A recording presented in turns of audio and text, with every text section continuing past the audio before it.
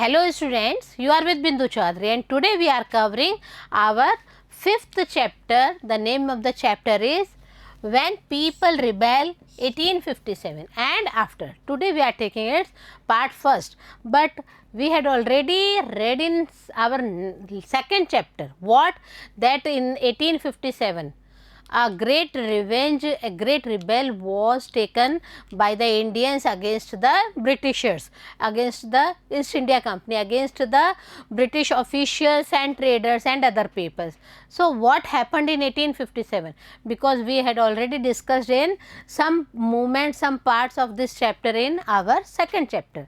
So, first recall that one and again we will start this part first. So, ready with me? See, this one is the great picture of what?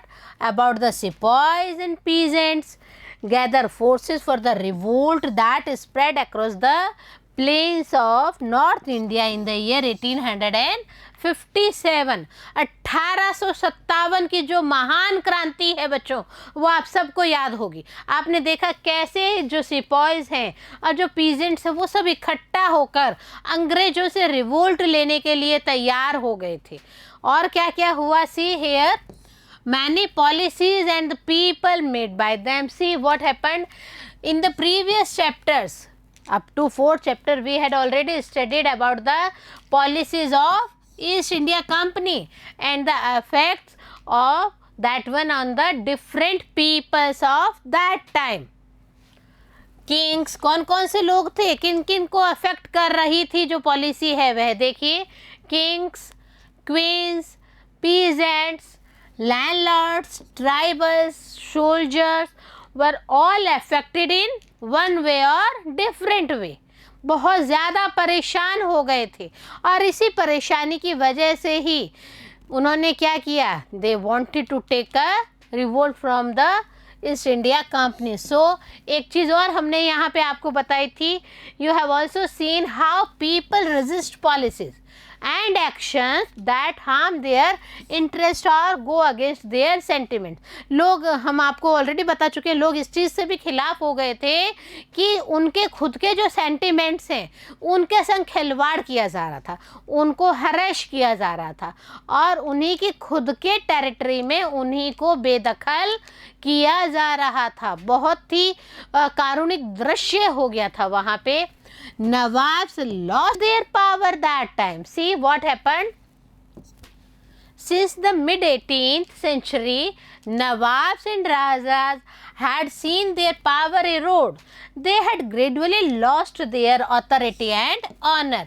इतना मुश्किल हो गया था उनका जीना कि जो nawabs हैं उन्होंने और राजाज ने ज़्यादातर अपनी जो पावर है वो खोते जा रहे थे.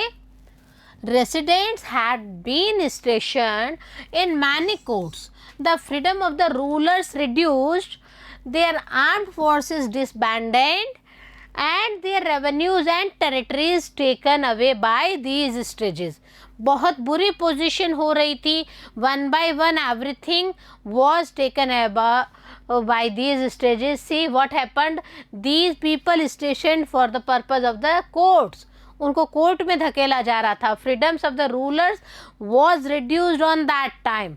सी देयर आर्म्ड फोर्सेस डिसअबेंडेंट. हमने आपको बताया था कि उनकी खुद की आर्म्ड फोर्स को तो वो रख ही नहीं पाते थे.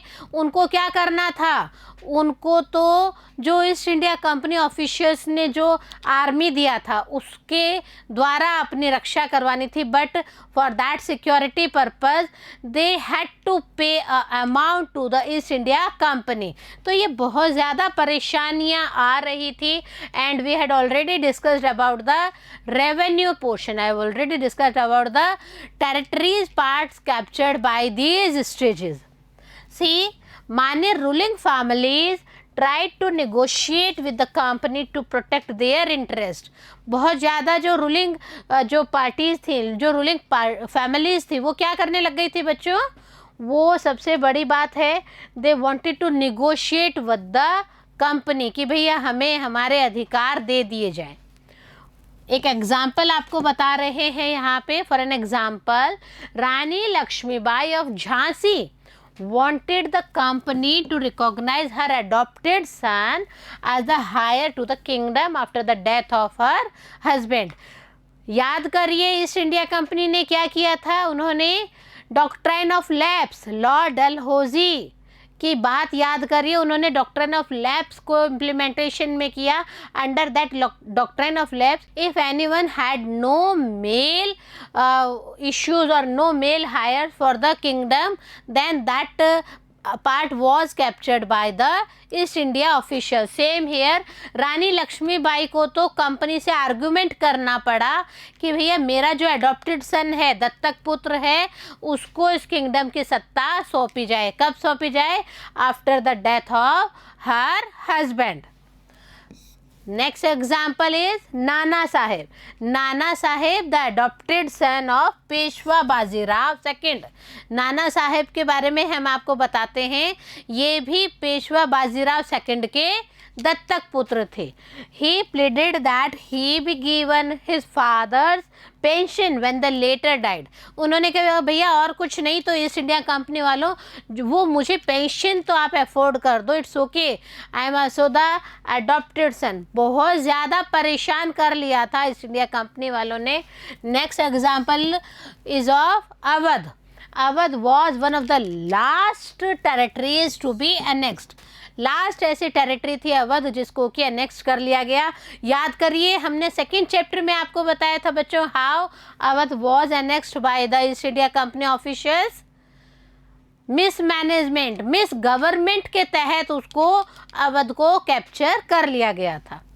In the year 1801 a subsidiary alliance was imposed on Awadh and in 1856 it was taken over. 1801 में तो सब्सिडरी अलायंस के तहत इसको लिया गया, बट 1857 में क्या किया, उसको टेकन ओवर कर लिया गया. यहाँ पे हम बात कर रहे थे लॉर्ड डलहौजी के बारे में. See, governor general Dalhousie declared that the territory was being misgoverned and British rule was needed to ensure proper administration. Lord Dalhousie ने उस समय काफ़ी परिवर्तन करवा दिए थे. He followed the doctrine of lapse policy and after that subsidiary alliance कर दिया. और एक और क्या कहा कि भैया मिस गवर्नमेंट हो रहा है. और क्या किया इन्होंने, under this miss government they captured the territory part of the Awadh and others, later on Hyderabad also, and British rule was needed for the right government management there in Awadh. The company even began to plan how to bring the Mughal dynasty to an end. अब हम क्या देखते हैं, company जो है वो तो एक प्लान और करने लग गई थी वहाँ पे. The main important plan of the end of the Mughal dynasty, क्योंकि वहाँ पे जो थोड़ा बहुत राज उस समय चल रहा था वो मुगल डायनेस्टी का था. So company planned against the end of the Mughal dynasty कि कैसे इसको वहाँ पे ख़त्म किया जाए. The name of the Mughal king was removed from the coins minted by the company. और जो सिक्के पहले चल रहे थे उन सिक्कों पे किसका नाम था बच्चों, उन पे नाम चल रहा था मुगल किंग का. But after that policy these officials removed the name of the Mughal king of the coins minted by the company. बहुत ज़्यादा वो हरेश कर रहे थे इंडियन पीपल्स को. और क्या किया देखिए, in the year 1849 we are reading one by one क्या क्या हो रहा है देखिए यहाँ पे. In the year 1849 governor general Dalhousie announced that after the death of Bahadur Shah Zafar, the family of the king would be shifted out of the Red Fort and given another place in Delhi to reside in. धीरे धीरे जब हम देखते हैं 1849 की बात करते हैं, on that time what happened, Lord Dalhousie ने एक और अनाउंसमेंट किया. अनाउंसमेंट था after the death of the Bahadur Shah Zafar. उन्होंने क्या कहा, बहादुर शाह जफ़र के बाद में आपको जो फैमिली है, फैमिली जो किंग की फैमिली है उसके लिए क्या करना है, उसको पहले बहादुर शाह जफर कहाँ रहते थे बच्चों? बहादुर शाह जफर रहते थे in the Red Fort, but their family was shifted from that place in Delhi to reside. Okay, see here, जब हम 1856 की बात करते हैं, governor general Canning decided that Bahadur Shah Zafar would be the last Mughal king, and after his death none of his descendants would be recognized as kings, they would just be called princes. उसके बाद में जब हम लॉर्ड डलहौजी की बात कर चुके हैं, अब हम 1856 की बात करते हैं. Governor general Canning was there on that time, and governor general Canning decided that after Bahadur Shah Zafar's death he was called the last Mughal king, and after that his family, his descendants will be recognized as only the princes. Not the king name was given with the name of the Bahadur Shah's family. Okay सिर्फ और सिर्फ उनको क्या ओहदा दे दिया गया. अब कोई भी राजा नहीं होगा, सिर्फ और सिर्फ उनके जो उत्तराधिकारी हैं वो क्या कहलाएंगे बच्चों? वो कहलाएंगे प्रिंस. नेक्स्ट देखिए, ये तो हमने बात की किंग्स की, नवाब्स की. And what happened to the peasants and sepoys on that time? In the countryside peasants and zamindars resented the high tax and the rigid methods of revenue collection. All the time East India Company's official needed revenue, and for the purpose of the revenue in the countryside peasants and zamindars resented the high taxes. बहुत ज़्यादा उनके ऊपर tax थोप दिए गए थे, और उन टैक्स थोपने की वजह का क्या पर्पज़ था? उनको रेवेन्यू का कलेक्शन करना था. एनी हाउ जो ग्रामीण एरिया है, कंट्री साइड है, वहाँ से भी उनको पीजेंट्स के द्वारा, उनको ज़मींदार्स के द्वारा, anyhow they wanted to collect the revenue. So many fail to pay back their loans to the money lenders. हमने मनी लेंडर्स का भी जो प्रीवियस चैप्टर है वहाँ पे भी आपको ट्राइबल एरियाज़ के रिलेटेड भी बात की थी, और अब हम मनी लेंडर्स की यहाँ पे भी बात कर रहे हैं. What happened? The money lenders and gradually lost the lands they had tilled for generations. अब होता क्या है, वो तो अपनी जनरेशन्स के लिए अपनी जो भूमि है उसको बचा के रखना चाह रहे थे, but what happened, these money lenders को वो बिल्कुल भी जितना भी उन्होंने पैसा लिया था वो रिपे नहीं कर पा रहे थे. And for that purpose money lenders already captured there land portion. So many critical conditions were there of that time. See about the Indian sepoys, what happened? The Indian sepoys in the employ of the company also had reasons for discontent. उनको भी बहुत ज़्यादा गुस्सा आ रहा था, वो भी विद्रोह करना चाह रहे थे. क्यों? ऐसे जो इंडियन सिपॉयज हैं, may be they were of Muslim community, may be they were of Hindu community, उनमें भी एक अलग ही तरह का एंगर आता जा रहा था. They were unhappy about their पे, about their allowances and the conditions of service. कई चीज़ों का सिपाही भी विद्रोह कर रहे थे, उनको जो अमाउंट पे किया जा रहा था, they were totally not satisfied from that amount. The allowances given to them was not sufficient and the conditions of the service was totally not satisfied. So some of the new rules moreover violated their religious sensibilities and beliefs. ये सब तो था ही, payment का problem था उनका allowance का problem था, but again the main reason aroused on that time, the main reason was what? about the violated their religious sensibilities. जब आप किसी की धार्मिक भावनाओं को ठेस पहुंचाते हैं तो कितना बड़ा प्रभाव पड़ता है. यहाँ पे यही हुआ, जो हिंदू और जो मुस्लिम सिपॉयज़ ईस्ट इंडिया कंपनी के अंडर में वहाँ पे काम कर रहे थे, there religious sensibility was hearted. हम पहुँचते हैं 1824 में. In 1824 the sepoys were told to go to Burma by the sea route to fight for the company. They refused to follow the orders, though they agreed to go by the land route. अब होता क्या है, पहले आपको पता है sea route और land route दो ही मेन चल रहे थे। So in the year 1824 company officials told the sepoys to go to Burma for what purpose, for the purpose of fighting for the company side, but for which route, by the route of the sea. अब company officials के कहने पे sepoys क्या कहते हैं, it's okay but हम सी root से बिल्कुल भी वहाँ पर नहीं जाएंगे। इट्स ओके हम अगर आप लैंड रूट से हमें भेजना चाहते हो, we are agree but not by the sea route, we will go to Burma.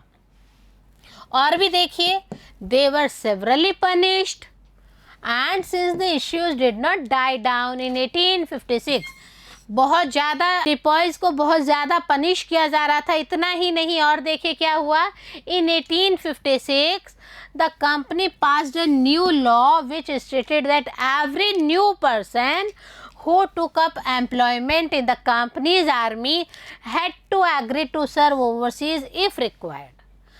एक और नया रूल बना दिया गया, and under that rule what happened, these officials regulate that if any new person wanted to join this employment for the purpose of company's army, first of all the first condition is that they had to agree to serve overseas if required by the company officials। बहुत ज़्यादा अलग अलग तरह के जो हरेसमेंट्स हैं वो हो रहे थे इंडियन पीपल्स को, और कई रीजंस हैं, एक ही रीज़न नहीं है रिवोल्ट का बच्चों, कई रीजंस है रिवोल्ट के, और इन्हीं वजह से क्या हुआ, अलग अलग जो हम पीपल्स की बात कर रहे हैं, they were suffered by these officials। Sepoys also reacted to what was happening in the countryside। अब कंट्री साइड में भी आप देखिए जो भी ग्रामीण इलाका था उसमें भी जो east India company officials, money lenders, traders जो कर रहे थे, उन सब से भी जो सिपॉयज हैं they also reacted on country side matters for that purpose also. Many of them were peasants and had families living in the villages. अब भैया हम एक बात यहाँ पे करें कि वो कंट्री साइड की क्यों बात कर रहे थे sepoys, the main reason was that their families was living in the villages. तो उनका तो वहाँ पे टेंशन होना जायज़ ही है बच्चों, क्यों, क्योंकि जब परिवार सारा गांव में और गांव में वहाँ पे उनके संग बुरा बर्ताव किया जा रहा था, तो sepoys also reacted on that one. So the anger of the peasants quickly spread among the sepoys। और इसी वजह से हम आपको बता चुके हैं सिपॉयज में भी ज़्यादातर कौन थे, peasants थे। So the anger spread among the sepoys on that time। हम कई रीजंस बता चुके हैं, एक और है देखिए, what were the responses to reforms, क्या क्या थे देखिए यहाँ पे, the British believed that Indian society had to be reformed. British लोगों का ऐसा मानना था कि जो इंडियन सोसाइटी है इसको रिफॉर्म करने की बहुत ज़्यादा ज़रूरत है। Laws were passed to stop the practice of sati and encourage the remarriage of widows। और हम अगर बेनिफिट देखते हैं कि with the help of the Indian peoples उन्होंने अच्छे काम किए। What? उन्होंने सबसे पहला एक लॉ पास किया, that law were pass for what purpose, for the stop of the practice of Sati system. What is this Sati system? In this Sati system what happened, if any male member of the family died, the wife of that male member will ultimately sati on his body, और उसको गोदी में लेंगी, अपने आसन में रखेंगी और वहाँ पे वो खुद सती हो जाएंगी, उनको ज़िंदा को ही जला दिया जाएगा। तो यहाँ पे देखिए जो ब्रिटिश लॉज हैं वहाँ पे क्या कहा गया कि जो ये सती सिस्टम है इसको टोटली बंद किया जाए। हमारे इंडियन जो पीपल्स हैं वो भी इसके सपोर्ट में थे। नेक्स्ट, दे एनकरेज द री मैरिज ऑफ द विडोज़। पहले क्या होता था, अर्ली टाइम में बहुत छोटी एज में लड़कियों की शादियां कर दी जाती थी, और उस कंडीशन में क्या होता था, बाय द मैनी रीजंस अगर मेल मेंबर की डेथ हो जाती थी, और वो हम ये कहें कि if that girl became widow, पहले उनका रीमैरिज नहीं होता था, but these officials took into practice that remarriage of these widows were also encouraged by them. The next one is English language. English language education as actively promoted. ये भी कहा गया कि भाई इंडियन पीपल्स को इंग्लिश भी आनी चाहिए। इसके पीछे रीज़न ये था कि उनको इंडियन ऑफिशियल्स भी रखने थे, इंडियन पीपल्स भी अपने ईस्ट इंडिया कंपनी में सर्विस के लिए रखने थे, and for that purpose they wanted English fellows, and this one is needed that English language also compulsory to promote them. Next one is, after the year 1830, what happened?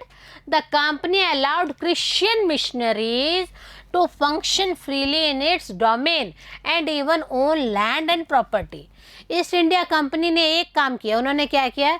They allowed missionaries, for what purpose? They allowed missionaries to function freely in its domain. अब पूरा आप easily अब काम करिए, and they also own land and property in India. In 1850 की एक और बात हम क्या बताते हैं? A new law was passed to make conversation to Christian earlier. बहुत ज़्यादा हो गया क्रिश्चियंस को, जो है बहुत ही इजी तरीके से हमारे जो इंडियन पीपल हैं उनको कन्वर्ट करना क्रिश्चियनिटी में बहुत ज़्यादा। धर्म परिवर्तन, हम बात करते हैं धर्म परिवर्तन की। तो मिशनरीज़ के आने के बाद में what happened? These missionaries, these Christianities people always wanted that the religion was changed to of the people, and they also followed the Christian religion। तो यहाँ पे ये बहुत ज़्यादा आ रहा था, धर्म परिवर्तन की जो बात है वो बहुत ज़्यादा उठ के आ रही थी। This law allowed an Indian who had converted to Christianity to inherit the property of his ancestors, and the main, जो हम कहते हैं ना लालच, the main liquor given to these people to convert their religion from Hindu or from Muslim or from Sikh to another one for the purpose of the Christianity. What happened? The new rule was passed on that time, and as per that rule they inherit the property of their ancestors। उनको वापिस अपने जो पूर्वजों की property है वह मिल जाएगी, but condition क्या है बच्चों? उनको क्रिश्चियनिटी को अपनाना पड़ेगा, उनको धर्म परिवर्तन करके ईसाई बनना ही पड़ेगा। See here, the sepoys were talking. Sepoys exchange their news and rumours in the bazaars of north India. जब हम बात कर रहे थे किसकी? हम बात कर रहे थे कंट्री साइड में जो भी रिएक्शंस हो रहे थे east India companies, money lenders, traders from the coups. So many of the peasants were there on that time as a sepoy in the East India Company, and these people were worried about their families, क्योंकि यहाँ पे वो लोग खुद आए हैं, उनकी family तो उस टाइम स्टे कर रही थी विलेजेस में, कंट्री साइड में। So they were so much tensed, and they always exchange these news and rumours of that time. 1857 की जब रिवोल्ट की बात करते हैं, not only the starting, we had already discussed in this part first, बहुत सारी चीज़ें हो रही थी। Rani Lakshmibai also wanted to take revolt, and what happened to the Mughal emperors, उनका किंगशिप ही छिन गया था, and they were totally removed from the Red fort. और उनके जो नेक्स्ट जनरेशन है, they were not allowed to get a title of king, only princes they put after their name. So this one is the reason. Other reasons also we will conclude it in our next part. Stay with us. Have a nice day.